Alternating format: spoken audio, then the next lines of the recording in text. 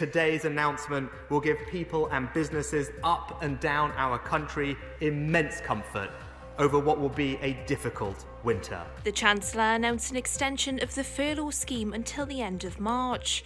Mr Sunak said the scheme will pay up to 80% of a person's wage, up to £250 a month, as well as self-employed workers also being able to claim grants of £7,500. We're very pleased that the Chancellor has recognised that we can't possibly drop the furlough scheme at this point, and that it now remains at 80% and is a lot simpler than it was looking like it was going to be. And some announcements and some movement from the government on the self-employed, and that has to be welcome, and it would be cripplingly unfair to exclude self-employed people from schemes. But we have to recognise that businesses do have ongoing costs, so we hope that the government will look again at some of the grant schemes that might help that sector. So while we've got movement, we're in difficult and very shifting times, but we really need to make sure that we've got things like test and trace in place.